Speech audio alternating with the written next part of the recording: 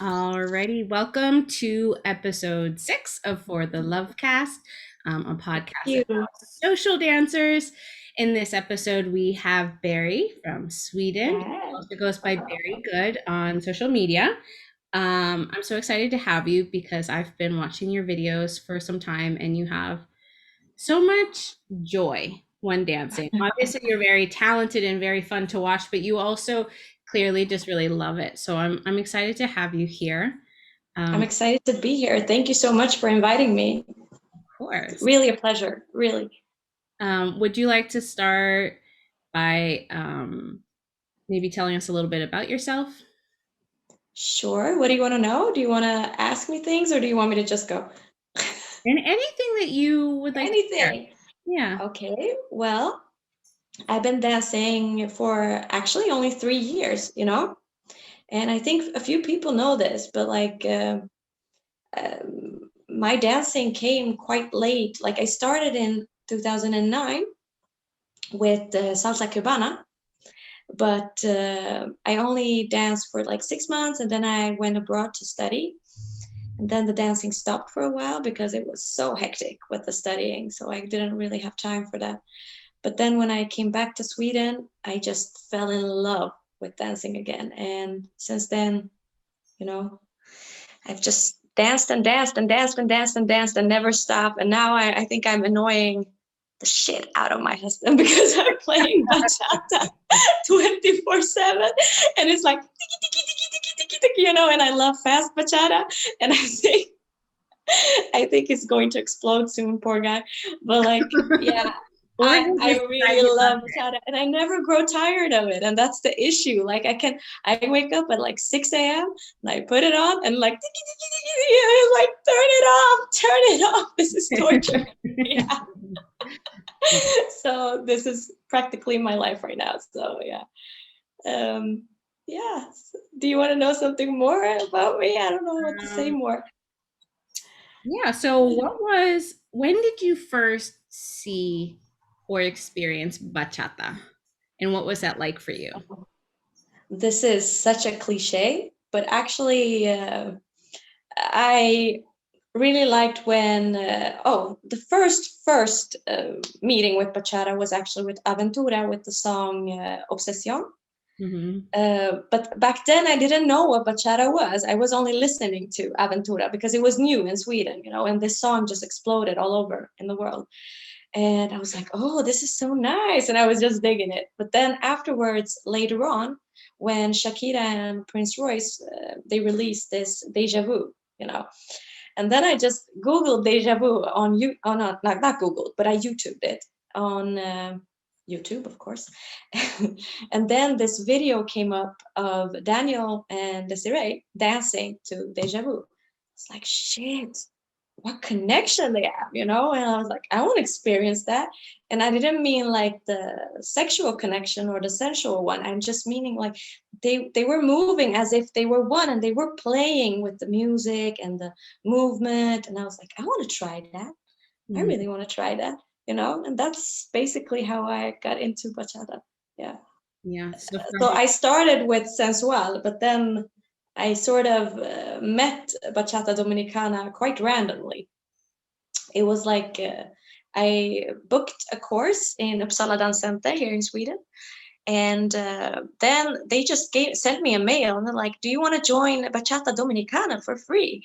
Like another course. I was like, hell yeah. Like, I want to know what that is too, And then I started Bachata Dominicana as well. And then I ended up loving Bachata Dominicana more than the sensual. I love sensual as well. But that was like, whoa, this gave me so much happiness. The tiki, tiki, tiki, tiki, it was so nice, so refreshing. And yeah. And then I've just been stuck. Yeah. You got a very long answer now, but that's how it started. Almost everybody's answer is long because those stories meant something. They wouldn't have changed our daily lives if they didn't mean something. Yeah, of course. Of course. That's awesome. And it's funny how almost everyone I talk to said, they got into bachata. A lot of people got into bachata through Aventura. Yeah. I think Solo por un beso was my first bachata song that I was aware that it was called bachata. I could have heard something else before, but I remember that one because I saw a performance to it and I was like, what was that? Right? Like, what is That bachata? Like, I need some bachata in my life. And so many other people, myself included, started with a more modern form of bachata and then yeah. found bachata from the island and was like, oh my goodness, Hell yeah. like whole new world of musicality and connection and joy. So Yeah. that's so cool. I love hearing it and discovering how our stories often mirror each other. Yeah, it's incredible. And it's incredible how it was just destined to come to my life. It was so random. So that's what I love about, how it came to my life, that it just came from out of nowhere. It's Yeah. so random. Yeah. Um, so once you started that course, was it you were just already obsessed, or did it take a little? Yeah, like after the first lesson with Junior and Carolina, I was like, shit, this is my calling, I love this. It's like, oh my God. And it was a combination of footwork and, a little bit of jiggle, jiggle, booty, booty. And I was like, yeah, baby, I love this, So I felt, I also felt some kind of connection with the hip part because I'm Middle Eastern and, we have a lot of drums in our music, and I could connect, I could relate to that music a lot, and I was like, God, this is very like the vibes and the drums and the instruments. No, I just loved it. Yeah, I really loved That's so it. cool. Junior and Carolina are great, so they And also made me love it. I'm kind of jealous that was your, your first instructors. It took me, I mean, when I started, well, the first time I saw it was college around 2008, but I didn't really Yeah. start dancing regularly in Pittsburgh until after I had graduated. It was about 2010. And bachata, bachata dominicana wasn't really big here in the United States at that time. So there were no great role models for me at that time, like, well, like many of us say, Georgette, we love Georgette, and I tried to emanate her and other people that were doing what I now observe is more like salsa shines to bachata, that I Yeah. thought was bachata dominicana. So I was trying to learn that. And eventually, just the deeper you dive, and then I met like Edwin and Adam Mhm. Taub and Carlos Cinta, and you start seeing the people that they lift up and they show as role models. You start realizing Mhm. like, I think I need to adjust my perspective of what this is. So for me, it was a much slower process to finding what I love now. Um, Yeah, but it's so amazing. I'm so thankful for instructors like Junior and Carolina that can help for affect sure. students, more quickly. Because if I had given up or whatever, I could have missed out on all of this. It took Yeah. years. And I mean, like your time with your journey didn't go to waste. I mean, you probably learned a lot of things that you could add, and give your flow even more, a bigger essence, of you. Like I know that you perhaps say that you don't want to add the salsa shines or whatever, but at the same time, like each experience we get from each teacher teaches us something valuable, and then we can, connect everything and make it our own. So however long your journey was, it was just a positive thing. It was not a negative thing. Yeah. Oh, that's absolutely true. There's always something to get, even if it's Yeah. sometimes it's even just realizing like this is not what I want. Like this Mm, taught me something, but like I realize I love this more sometimes. Uh, exactly. yeah, for sure. I cherish my journey and I wouldn't change it, but I also think it's so cool to watch students like you have such a quality first experience and then watch these people just take off, right? And I see that with students of Junior Carolina. I see that with students of like Sueco and Joanna.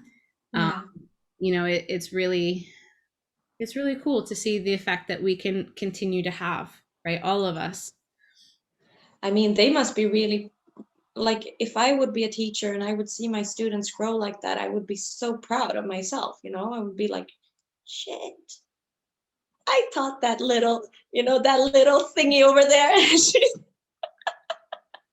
And she's quite okay, and she's doing right. She's doing okay. And I would be really proud. I think they should be really proud of what they've achieved. And they're so ambitious, they have so many things going on. The adventures, the festivals, adventures, Que Lo Que Adventures, the Que Lo Que Festival, and the Que Lo Que Dance School, and everything at the same time, simultaneously, at the same time, having a family, balancing everything. Like I look up to them a lot. I think they're doing well, but working for it, hard. Mm, And that's really important. If you want to do well, you need to work hard. And I think they're great examples of that. yeah. Yeah, for sure. I don't know if you know this, but I'm a teacher professionally. I teach Spanish to Yes. little kids. So as a Uh-huh. teacher, I could definitely say when, because some of my first students are already graduated from college, my first fifth graders. So Mhm. in my first year of teaching, my first group of kindergartners, they're now like 11th graders. So watching them and seeing like the amazing things they're doing in high school, you do get a sense of pride that you contributed to that.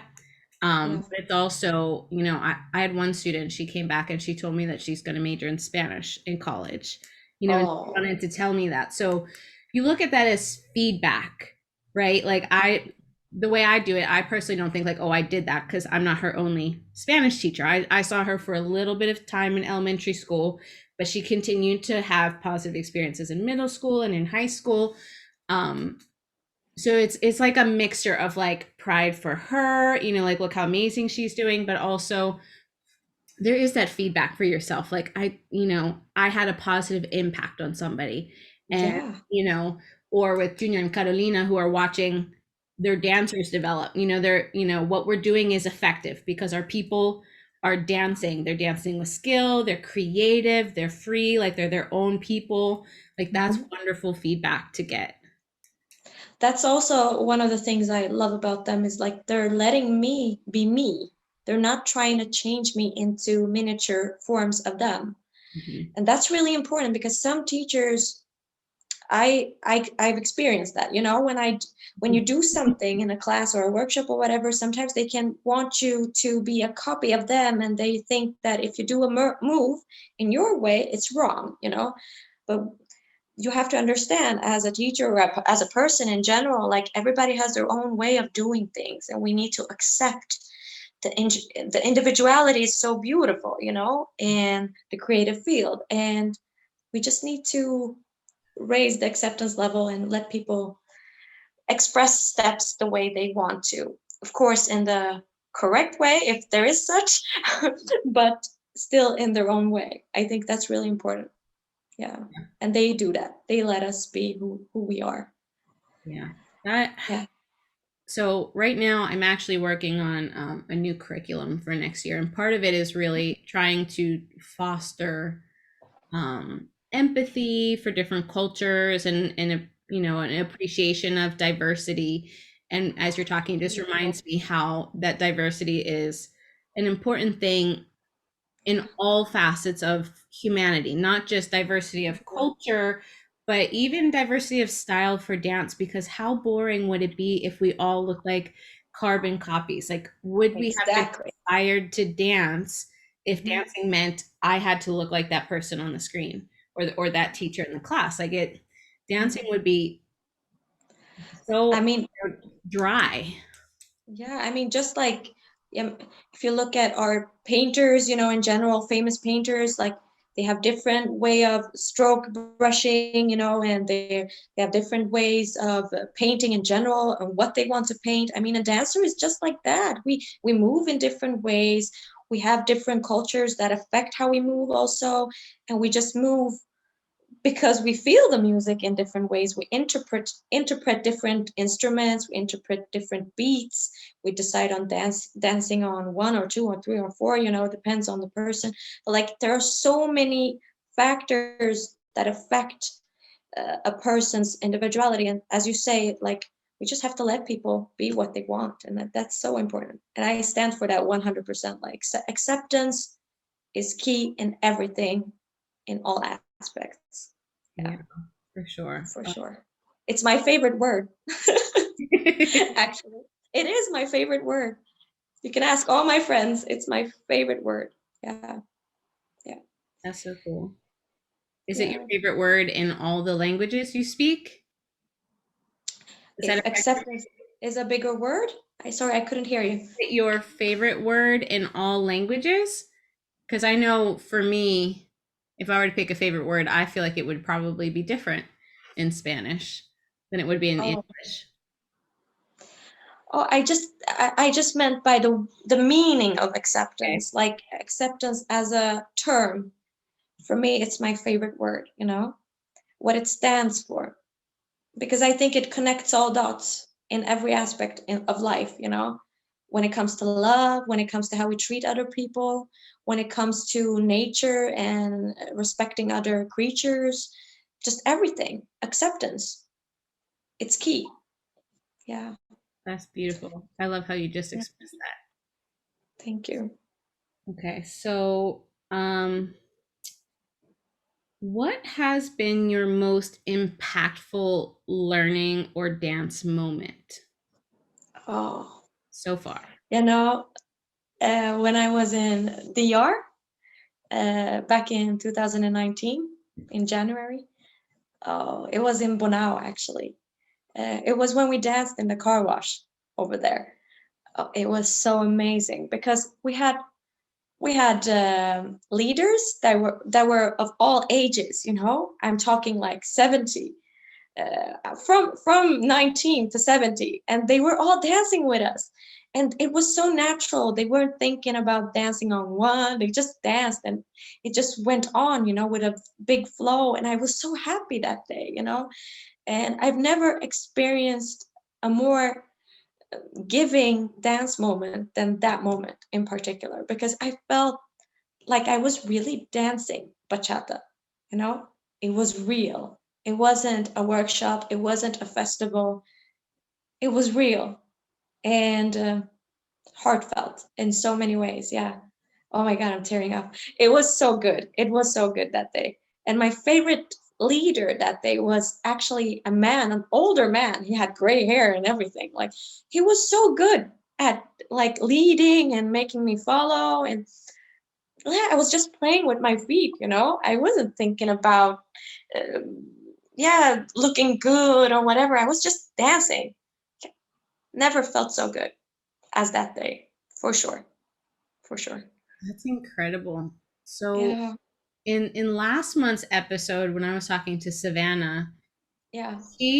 her favorite moment was also at a car wash in Oh, DR, but it was, I don't know where that one was, but it would have been close to Las Serenas because that was at when she was at Bachata Paradise. yeah.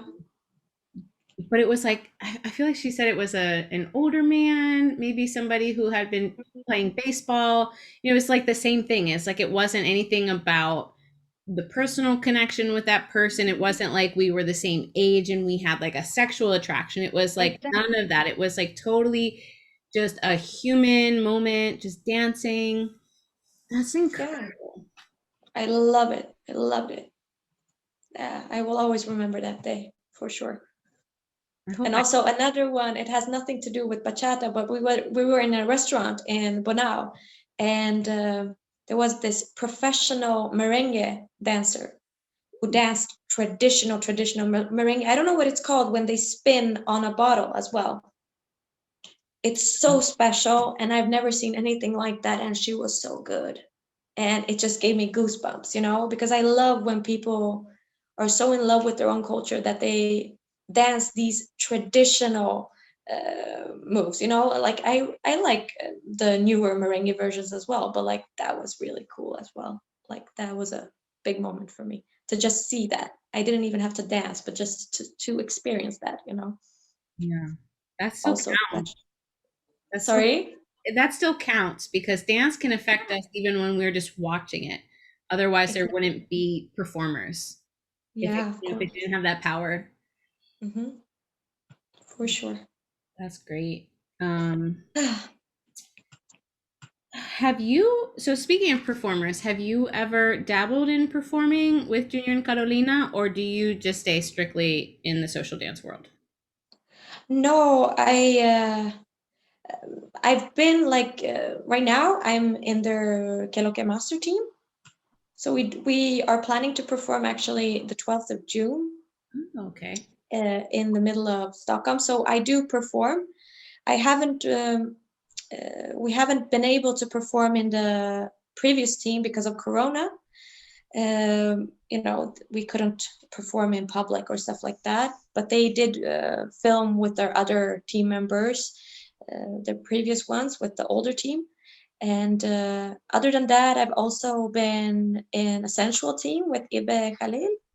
He's one of Sweden's, you know, really good sensual dancers. So I've been in that team as well. And we didn't even either get to perform, but we recorded the choreo, let's say. So Okay. that's basically my experience. And then I've also performed at, you know, at festivals, like, but that was more like a challenge thing. I did a footwork challenge, footwork competition, and I also was in like a challenge made by Carolina. I was lady styling, I think, that day. It was at Keloke Festival. So that's literally my experience of performing. So I've not done so much performing. It's mostly social dancing, actually. But Yeah. I do love social dancing a bit more, you know, because it's more free, less pressure, and yeah, you just get to be whoever you want, and that's nice. Yeah, Cool. yeah. Well, I hope it goes well, because it sounds like it's going to be your first live in front of other people performance that you've planned, right? Aside from the Not challenge. really, not really, but in the city, like that, in that way, I think it's my first, like to be outside and performing. But otherwise, I performed with Ibe's team, you know, uh, on like smaller events in Uppsala. So I've done that, but it's still like I'm so nervous each time, you know. So it never feels like I've done it before. So it doesn't matter. I get so it's like shaky. I need like people to calm me down because I freak out. So it's because I'm always so afraid of blacking out or something bad is going to happen, you know. Mhm. And yeah, so performing is never easy, but I'm so excited about this performance. And now that COVID is slowly like the amount of people getting affected is decreasing due to vaccination here in Sweden, I'm getting happier and happier about this performance. So we'll see how it goes. Feels like I'm just chit chatting by myself and having a monologue. I'm sorry. That's okay. This is about you more than about me. So I think You should name the interview like Monologue by Barry. no, I'd have to rename all of them, because I think, I know, I'm inviting you to share. And I think Yeah. also that nervousness you share, or Hmm. that you experience, oftentimes, I mean, there's degrees. Sometimes there's nervousness that is like too much. Like for me, I feel like performing is not really my thing. Yeah. I have done things in front of other people. It's not necessarily that. Like I've social danced, basically, like done something improvised in front of my students for a multicultural night event I've done. It's not, I get a little nervous, but I don't get like so nervous. But for me, like that one is just like performing in general is not for me.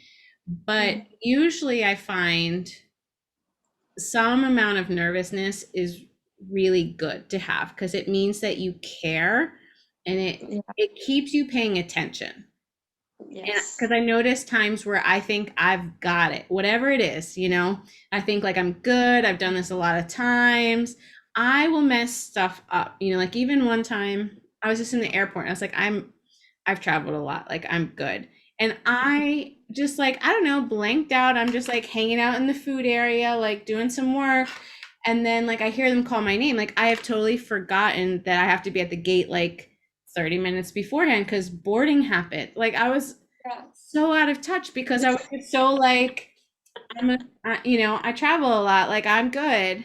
It's like no, like that nervousness keeps you in check sometimes. Yeah, it's good. And actually, I think it's scientifically proven that some amount of nervousness actually elevates your performance.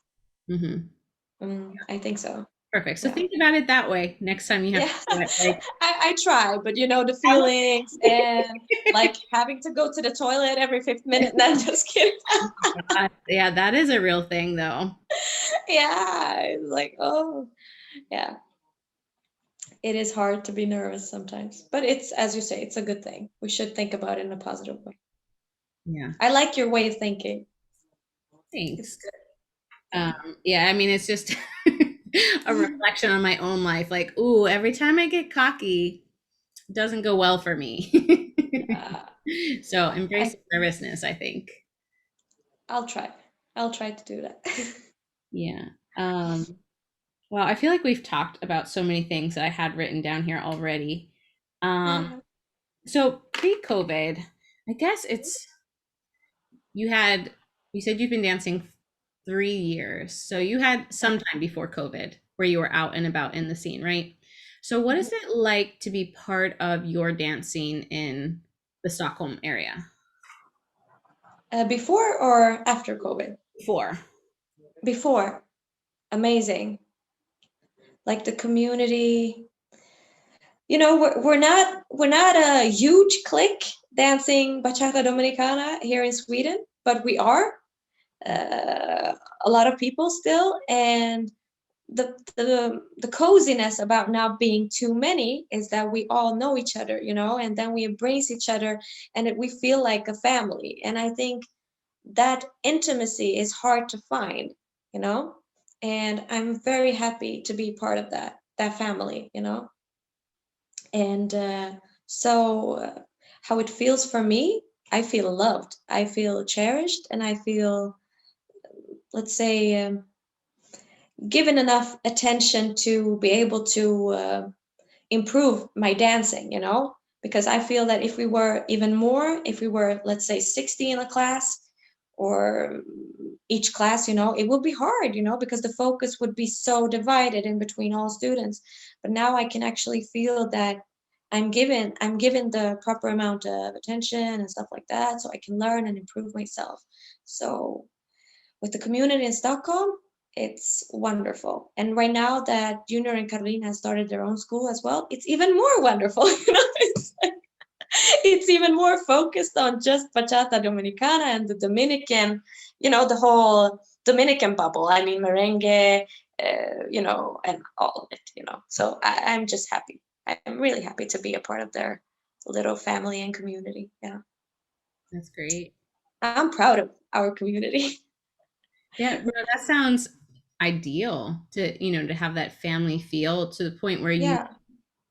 you care about people. Yeah. Like, I mean, of course, it's not always perfect. I mean, like, just like in a family, families argue too. It's like, They sure do. yeah, especially when you care about people. I think that's when you argue the most. It's because you actually care about their opinions and what they think of you. Yeah, everything. So when you don't care, that's when you're not a family.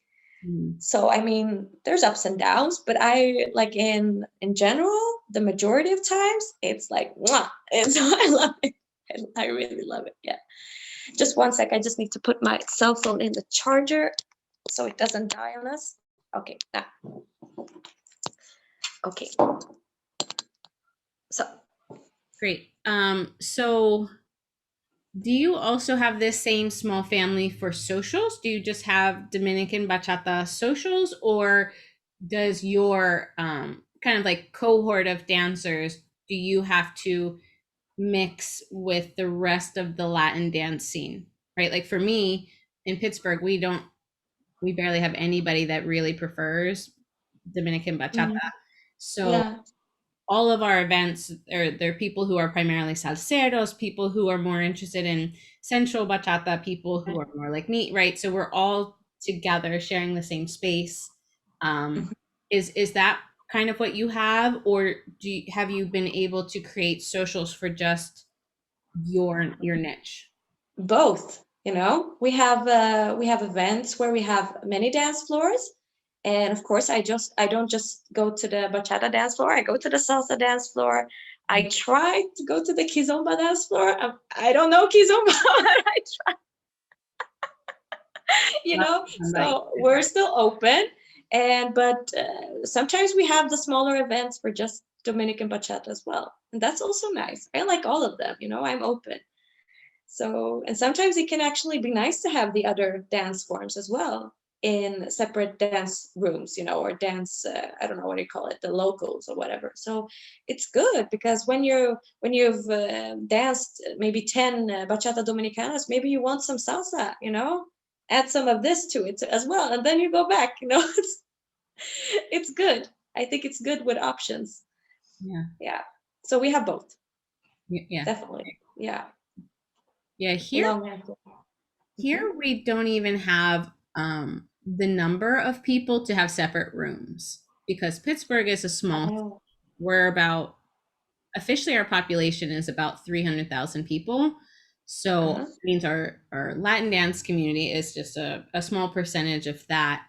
Mhm. So we're all in, like one space kind of thing. And the DJ, like when I'm DJing, even at my own events, I'm aware that some people have come in just for my event and it's focused on Dominican bachata. But we Yeah. also have our locals that, they're willing to explore, but they also want to dance salsa. They also want to dance, so I will mix everything in together Mhm. with, mostly bachata, but um, with a little bit of everything in there too. And I think those types of nights are very fulfilling sometimes when you get a little bit Yeah, of everything nice. you like, you know. But what do you prefer? Do you prefer bachata playing? I mean, as a DJ, do you prefer to play bachata lists or salsa lists or everything? Like you just like everything? I like everything. And I think Oh, I love that answer. it's always fun, like we were saying, like diversity is beautiful. Like if I Yeah, have to stay in a very tight niche all night, you're limiting my capacity to bring joy to people, right? exactly. Because yes, even within just Dominican bachata, there is a wide variety of things I can play.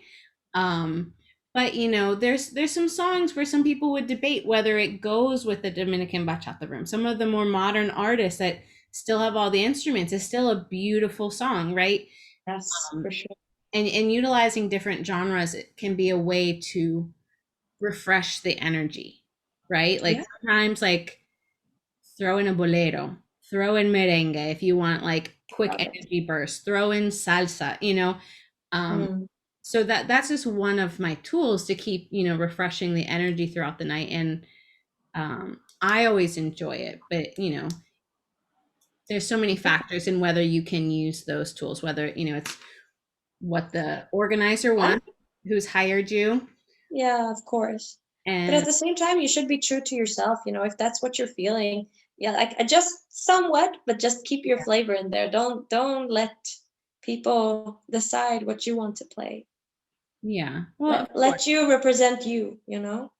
Yeah, well, I will work within the parameters. So if it's like Yeah, of no course. salsa in this room, if it's a big festival and they have other salsa Mhm. rooms, I don't play salsa.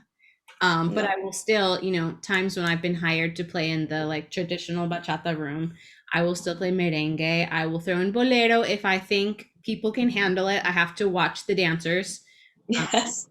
or I'll start throwing it in at the end of the night when people are slowing down anyways. But Hmm. I will always use as much variety as I'm able to. So when does Bolero kick in? It's like after 2 a.m. when people are all tired. Like, oh, slow Like Bolero. I said, it depends on the crowd. If there's a crowd, Yeah, I'm just kidding. I know. yeah. But there is one story at Baltimore Salsa Bachata Congress a couple years ago. Yeah. It must have been 2019. It was the last time I Mhm. was there. I was supposed to close the room at like 4 a.m. Right? Mhm. My set was like 2 to 4. Um, but the room was still packed at 4. So we kept it going, kept it going, Mhm. kept it going. It was almost like 6 in the morning before I was finally like, oh my gosh, I signed up for a master class at 9. I need to go to bed. So then, yeah, so towards the end of that, I just started putting on boleros. And Mhm. the people that were in the room, though, they were such hardcore bachata lovers. Like they were singing along. Like it just it didn't Yeah. work because sometimes you put that on in some festivals and the people aren't like deep lovers of it. So when they hear bolero, some people don't know what to do with it, and it can, in a certain crowd, it could clear the floor. But those Yeah. people were just like in there, like singing, like they didn't want to go.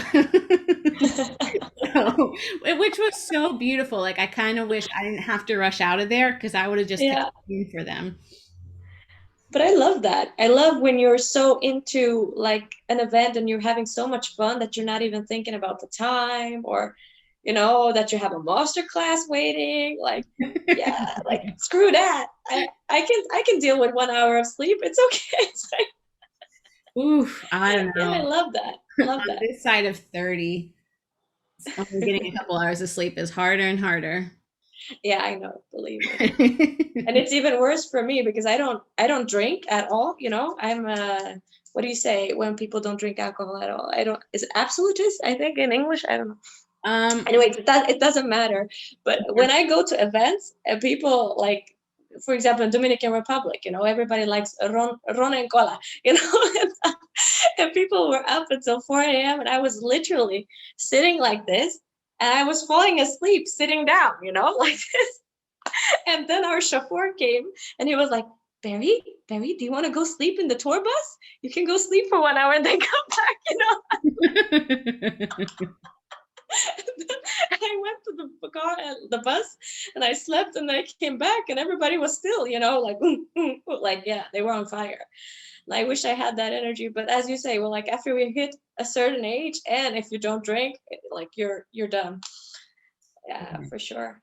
I I feel you. I will have a drink here and there, but I don't yeah. like getting drunk. I just, it's not my thing. So I can also struggle in those situations. And I would definitely also be falling asleep. Oh God. uh, I wish I wasn't like that, but unfortunately I am. So I need to deal with it. Yeah. Yeah, well, we'll see if anybody can stay up late after COVID. Yeah, that's true. That's true. We've readjusted, all of us. So You know. it's like we wake up at 6, sleep at 10. Yeah, staying up past 10. I haven't really had to do that very much for over a year now. And it's just like, my parties used to go until 3 a.m. For the love Hmm. of bachata. People wanted to stay, and some people wanted to stay later. And that was hard for me sometimes, but it's just like, oof, I don't even know if I can have a party that begins at 10 anymore. Like we might need No. those late evening events now, like end at 11 or midnight. We'll see. Yeah. It's also like, how will it be when all of these events get started again? Will we be afraid of each other, being close, or like, will the fear of getting COVID remain, or will we like get a, how do you say, find a way to get back to our old social culture, of just being close and not having something against that? Because now after COVID, I feel that a new culture has evolved, in how you perceive people, how you act around them in general. So I'm not sure how it will be afterwards. It will be interesting to see out of a psychological perspective. Yeah. It will be Yeah. fascinating. Yeah. I've been having the same thoughts about dance, but also about being in a school environment, thinking like, Yeah. oh gosh, I used to be able to take, a couple kids in the hallway and help their teacher like give their test, or, we used to do small group activities. And now it's like, when will we be able to go back to that? Will it be just a very slow unraveling of what we've created, or will we still, because now I also realize like we were all more healthy this year wearing our masks. We weren't Yeah, patching cold germs either. And it's just like, will we have a heightened awareness of all germs that we're spreading to each other? And how long will it be before we go back to that, like, I don't care. Like it doesn't disgust me to have somebody breathing that close to me. I don't know. it's yeah, it will be interesting to see. Like, yeah, because I work in a school environment as well right now, aside from studying. So it's like it's the same there. Like we have like 450 students, and we're working there every day, and people are not wearing masks, and they're still open, the schools, because they consider a school to be, a community where we're more like family, because we spend so many hours together. So according to the government, like it's not so, let's say, I don't know actually how they're thinking, because they should be closed, but they're open. So yeah, it will be interesting. And these children that are younger and growing up with COVID or born right now, last year or the year before that, when did COVID start? It was the end of 2019, right? Or It the was, beginning of 2020. yeah, March I 2020. think something like that. Yeah. And yeah, imagine being born now, like with this culture, and then having parents that have a different social culture. I mean, that is, yeah, that's something else. I wouldn't want to be a child growing up right now, like be that limited. Hmm. Hard. I have Like, two, I have two nieces. In fact, yeah, my youngest niece, she's 4 months old. So she was born in COVID. She was born in January this last year, and yeah, it is radically different because, we couldn't go to the hospital this time to meet Lainey like we could with Leah in 2018. And also for the first at least 2 months, we had to wear a yeah, mask to hold her, right? There's just been a lot exactly. more caution. And also, my older niece, she's almost 3 years old now. She hasn't been able to go to parks and meet other kids. And she's fortunate that my sister-in-law can be a stay-at-home mom, so she's very well cared for. But also the downside of not being in a daycare is she doesn't have a social network. She has Yeah, cousins. Sometimes she gets to see, some friends of her mom's, and their kids. But for the most part, it's just her and her family, and these are, important times to socialize our children as well. So I think, I don't know, I don't think all hope is lost, and I think we can no, probably make up for lost time in some ways, but there definitely is, I think, a need to really be aware of what's going on and what's missing. of course, of course. For me, the greatest issue, like children are already living in such a two-dimensional world, they're already into iPads and iPhones before COVID as well. And now that they're being socially deprived because of COVID, they're directing their attention even more to that two-dimensional world, and that becomes their real world. So I think how that affects them psychologically will be, it will affect how they perceive people and life in general in the future, even though there's still hope left. Of course, I'm not being a pessimist, but what I'm saying is, like, even if they're only 2 years old, like for example, my nephews, one is 3 and the other one just turned 6. What I'm saying is that they are so focused on their phones, YouTube, internet in general, even though they're so small. And sometimes, of course, they do play around with their friends, but as you said, it's very limited, and it's only like one kid at a time. He had his birthday the other day, and we could only be outside, and he could only invite like 5 friends, and they had a distance in between them, so it's not the same. And this affects them, but at the same time, when it's the only thing that they know, they can't miss the other thing, so that's the positive thing about it, I guess. But I still feel a bit sad, because if I remember my childhood and how I grew up, it's a big difference, big, huge difference in what I love to do and how I socialized, and etc. And I know that we can't change how the time is developing, and there are positive aspects of social media as well, but maybe not when they're so small. They need the attachment and the social love. I think it's really important to become more or less a I don't know, a kinder individual, perhaps. Not necessarily, but maybe in many aspects. Yeah, Yeah. that's what I believe. Yeah.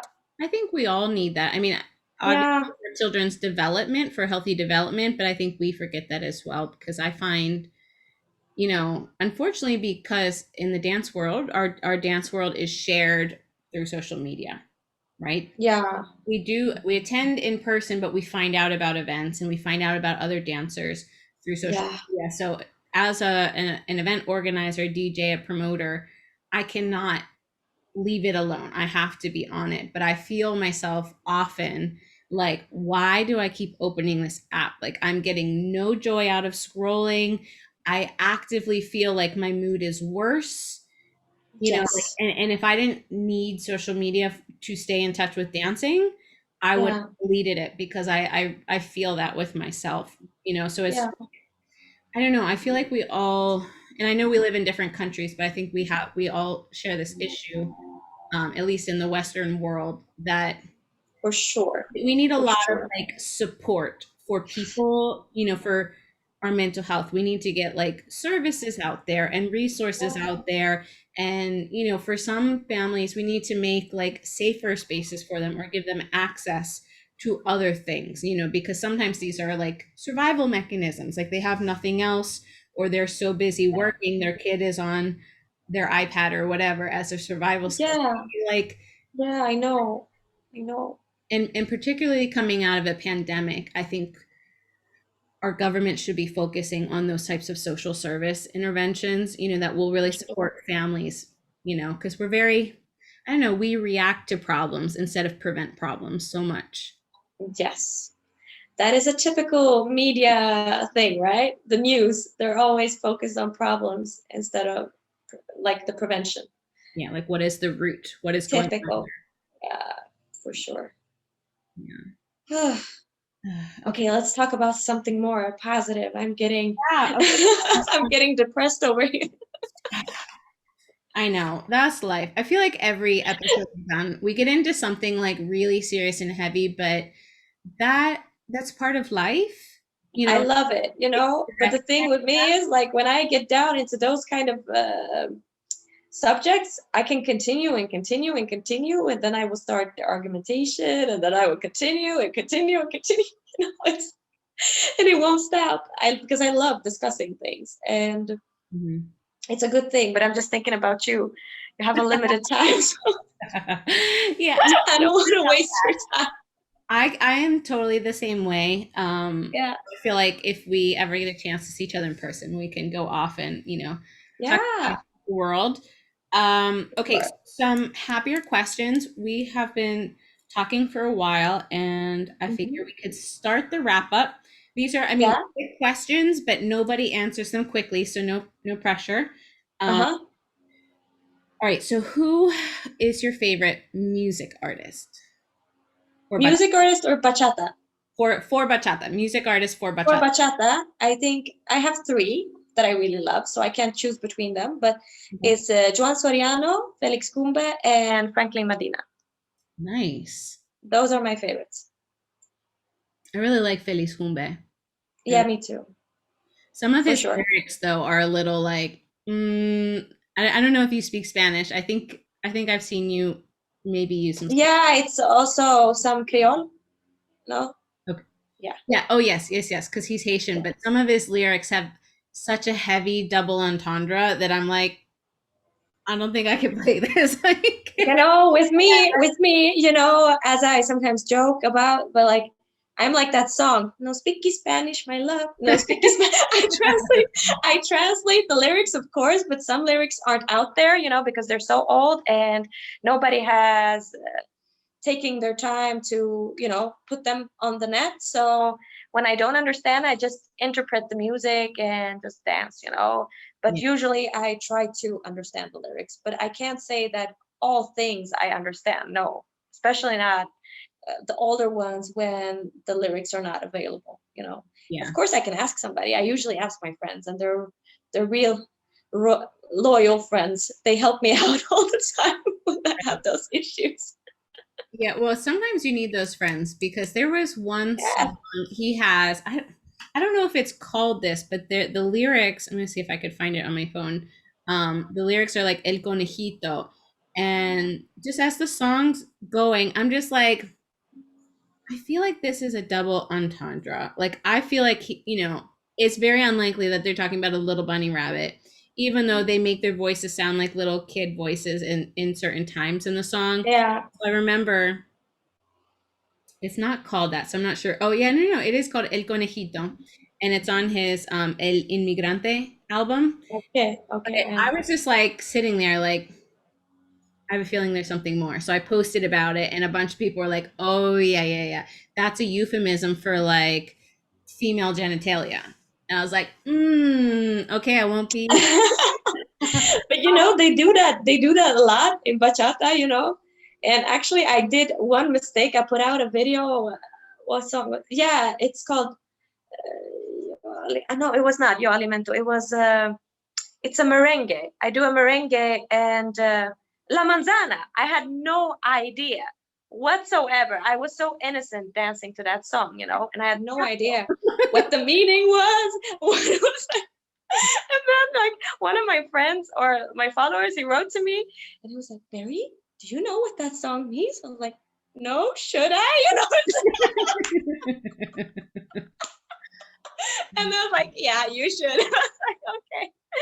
But then I talked to my teacher, like Junior, and also I took some advice from a person that knows about bachata a lot. He was like, Barry, don't worry. It's like 90% of bachata songs have double meanings. It's okay. Take a chill pill. Yeah, So I was like, I okay, think I'm calm. you have to make choices. Because there's also there was that period of time in bachata around like when Tony Santos and Blas Duran were making music, and they were making it extra raunchy, right? It was like Mm-hmm. extra, just kind of sexualized, through double Yeah, entendre, which is very creative. Like I'm not knocking it, but as yeah, somebody like I'm for people being however they want, like full empowerment, but I cannot shed totally the upbringing to be like a nice, good girl, right? And also the identity of being a public school teacher. Like we are expected to be yeah. nuns, and I'm not fully capable of shedding that. So for me, I find it hard to be like, just, any of it is fine. So you have to pick and choose, like, how bad is it? Exactly. So it depends. It depends. I mean, there are certain songs that I would never dance to. It's just because I don't want it to be representing me as a person and as a dancer. So, I mean, of course, I'm very picky, very, very picky. But I thought for sure that manzana was just an apple. It's like, I had no Like idea. apples. I wasn't associating the dirty way, at all. So I was probably just having a very innocent moment there, and I was just enjoying the song. So that was just pure innocence. But like, yeah, Yeah. afterwards I got my little like thing in the face. Yeah. Okay, so do you have a favorite bachata song? Yes, La Mamandela. I just made a video of it as well Nice. recently. It's Okay. with Joan Soriano and Felix Kumba. Both two of your faves together, of course. Yes. Ay Belie is also one of my favorite songs, but it's not bachata. Which genre is that one? Mm. Okay. Do you have a favorite social dance partner? Yes. And I think this is for all, more or less. I think we followers who have a great teacher, Junior Aquino. No, but he's great. He's my favorite social dancer, and it's because he doesn't, he doesn't overdo it. He adjusts to you as a person, and he's not trying to show off. He just does, how he feels, and that you want to dance, and also what level you are on. So I love that. I love that. So he's my favorite social dancer for sure. That is And then of course I have that old man in Bonao that I don't know the name of. Can you hear me, old man? Come and dance with me once again. I know. I hope Yeah, you can go back and maybe find him again. That I for imagine. sure. Yeah. I So would love that. I would love that. He maybe was great. next year. Maybe next year. Yeah, maybe, maybe. Okay, I think I already know the answer to this one. Favorite Uh-huh. instructor, Junior Aquino? Yes, yes. And Carolina, of course. Yeah, I have to be fair. They're both lovely. I mean, a combination of both. I get both the femme vibe, and the advanced footwork, So I'm really happy that I have a combination of both from them. I love them. They're good, perfect dance partners for each other. They complete each other perfectly. Yeah. that's amazing. Yeah, I want to meet both of them because I love her I don't even know what word, like essence, right? It's like a mixture of Yeah. flavor. It's just everything that it makes her who she is. Comes out when she's dancing. She's creative. She's fun to watch. I have Yeah. enjoyed like her ladies team choreographies. So that's awesome. I'm glad that you included her there too. Yes. I have other feminine, bachata artists that I love as well. Like for me, to elevate females in bachata is super important. Mhm. And one thing that like something that's always annoyed me, and it still annoys me, is that when people make posters about partners and they write the male name first and then the female name. And I've never understood why. And I think that should change. Start with the female name and end with the male name. Why should it be the opposite all the time? You Why should the female always be in the background? I don't understand that. you just hit on a huge conversation that we've been Yes, having in the scene for a yes. while. And this is so important to me. And also, like if we look at bachata in general, like men are leading the genre. And so I want to say to all my female bachata artists or dancers out there, and the male ones, please dance to female bachata artists. And I will start doing it more too. And I haven't been so good at it because I haven't been so introduced to female bachata. But I will start doing my research, and I think it's really important. Let's start doing that. I'll send you some names. So I've been Thank you. also Thank you. paying I would attention. love that. So I would some, love that. and I've learned these thankfully because I also have really good mentors. Like Edwin Ferreras is a really good friend of mine, and Yeah. he's an excellent ally for women. Um, Yes. so Vickiana, I love her. I heard him. He first shared it. I think at Amarga Fusion, he mentioned her, and he was saying it's like interesting how some of our favorite male bachata artists have sort of a female counterpart that had a similar vibe. So she's Yeah. kind of got a similar vibe in some ways to Luis Vargas. Like Oh, I love Luis musically, Vargas. I know he's my number one favorite. Yeah. It's like, of course I've got to check her out. So I really like her music. The one Hmm. downside is because women historically have not been supported as much, sometimes their Yeah. music is a lower quality, right? They haven't invested Yeah. in I mean, producing it again at a higher quality. Their careers did not last as long, so their collection's smaller, so but I mean I keep trying to slide her in to a lot of my mixes. Casilda Rodriguez, who's Raulin's sister, yeah. excellent collection. She's got some songs that are just so much fun. Um, Yeah. obviously some of the older ones, Aridia, Ventura, Carmen Yeah, Francisco, I love her. I've heard, uh, love her music. Melida Rodriguez. Um, she had a very short career, and hers are more like on the bolero side. And then Okay. as we come to modern times, there's a lot more. And I know Yeah. Dakhóta Romero has helped me find more. Like there's Yeah. Idenis, there's We can't forget Dakhóta Romero's own singer. yeah, She's out there as well. You go, girl. I just feel like she's just blowing up, and the community thinks Shout out to Dakhóta. right? Like everybody's done a video for her song, and I just love that Yeah. everybody has been supporting her so much Yeah. because of what you said, that women usually are not lifted up. So Yeah. and I was with her little project, so I haven't had time to do, but I'm planning to do one with her song as well. So I will do that for sure. nice. I just want the right. She deserves, that song deserves the right environment. When it came out, it was so dark in Sweden. Like when I came from work, it was 3 p.m. and it was black outside, no sun. So this time she will get summer vibes and the true essence of la mujer de tu vida. I hope she'll be happy about it. We'll see. Yeah, well, she's dropping new music in June, Yeah. so maybe there will be something there as well. Yeah. Super excited. But yeah, there's so many. So I also have some mixes I've made only with female artists. I'll send you so you can listen. Thank you so much. I would appreciate that a lot. Yeah, Thank but you. so one thing I want to go back to what you said though about the male name and the female name.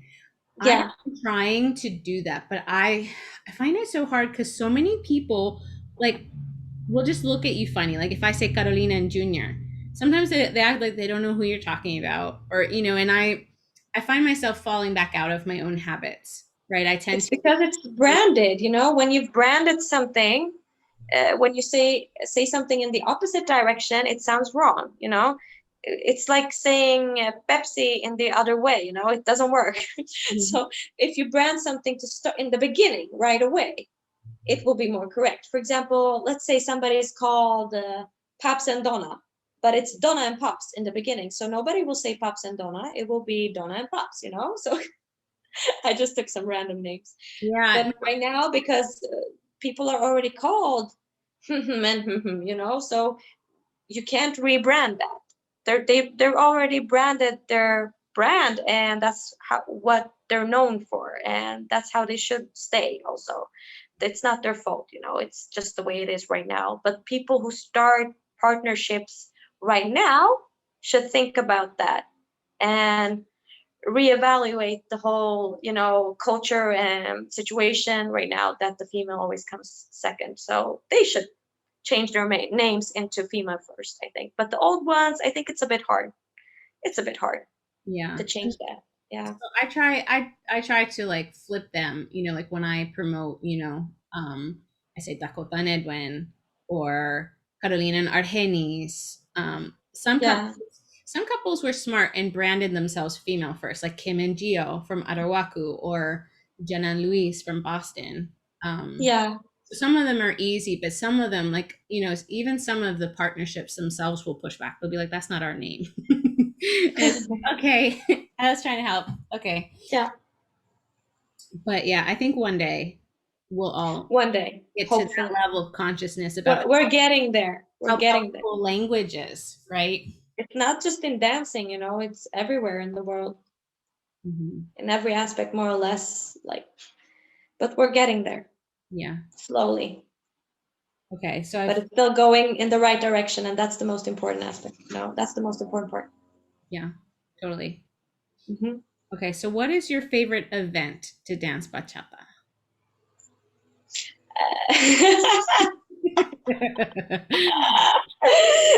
For me, it's it feels like it's like I'm being believe me, guys out there, I'm not being paid by Junior or Carolina to say this. This is like from the heart. Que lo que Bachata Adventures, and Que lo que Bachata Festival. It's like my favorite event. And then we had, Mama Rumba Festival here as well. it was okay. It was nice, but it was too intense for me because I did so many workshops. I never took any breaks. So maybe that was my own fault that I didn't have the, Every new dancer enough time. makes that mistake. Like I was so tired from the workshops that I couldn't enjoy the actual parties afterwards because my legs were hurting and I was just, I was dying out of fatigue. So it was not the festival itself. It was my ambition level. But que lo que Bachata Adventures and Festival. Yeah. Mwah, love them. Nice. For sure. Okay. And here's the last question. What is Yeah. on your bachata wish list? It could be anything. More acceptance in the bachata community. Less judgmental thoughts about what style he or she dances or how he interpreted the music or what music he chose to put on. Just accept people, let people be creative, let them do what they want. I mean, we only live once. If we can't express our own individuality and just be ourselves, what's the point of this life? So stop focusing so much on what other people do and do not do. Focus on yourself. Be happy with what you're doing and just dance however you want. And if that's correct for you, do you, but don't try to change somebody else because that's how they want to live. And for me, that's something I want to see more of because I see a lot of unnecessary hostility towards each other, from different genres of bachata. And I just want to see more love and less hate and just, yeah, unite. It's better. Why not? Why not? Just like we have different painters, we have different bachateros. So we should accept each other for sure. That's the thing I want to see. Another, yeah, it's funny. We started with acceptance and I'm finishing with acceptance. You said that with I your love word, it. and it is true. I love it, though. Yeah. I think we would find, I think about this sometimes. I think when we truly learn to accept others and make space for them to be as different as they are from us, Yeah. we actually are making our spaces safer for ourselves too, right? Yeah. Even if I mostly fit the norm for a cisgender, heterosexual, white woman, right, with at least some degree of, like my parents were together for most of my life. Uh, Yeah. we didn't have a lot of money, but we had enough money to get by. I don't know, like, or I don't really remember like poverty. I have enough privileges and I can fit that norm, but there's parts of my personality that are different from other people's personality. And when that Yes. person is safe to have rainbow hair, or if or to be gender nonconforming, or love Exactly. who they want to love, or love as many people as they want to love simultaneously, it's also safer for me to express those little differences that make me like. Exactly. And I mean, we all we all want to be accepted. So if you want that and demand that from other people, you have to be willing to give that back. So I believe like the energy you give, you want, you need to give. So that's just how it is. If you want people to accept you, you better accept people. It's just the way it is. And it's not only that, it's also like just be more considerate, and just respect the fact that we are different. We have different DNA. We are different people. We're not the same. Even identical twins have like some differences. It's like you just have to realize that and embrace that, not be afraid of it, embrace it. Mhm. That's the beauty of this world. I mean, like if as we talked about before and you said also, if we all danced the same way, or if we were in the same way, like this life would be so boring and so how do you say monotone. Yeah, Yeah. monotone or monochromatic, if you're thinking of Monochromatic, yeah, exactly. Monotone is when you speak in the same sound. frequency. Yeah. No, you're doing great. Yeah. Yeah, awesome. So I think this is the best way to live your life. There's no point. Life is too short to do anything else. Wonderful. I love that. Well, thank you so much for joining today. Thank you for having me. So happy we could have this talk. I look Me forward too. to more in the future. Now, for people who want to follow you, which you totally should follow her because her videos are awesome. Can you Of course you should. Listen to her. let us know where they can find you on social media? Well, you can go to @verygood.bachata and you'll find me. Nice. Yes, on Instagram. On Instagram. Okay, I will put that all as like a subtitle, and I'll put that in the show Yeah. notes. But again, thank you so much. Hope everyone Thank you. be great. Take care of yourself and have an amazing day. You will.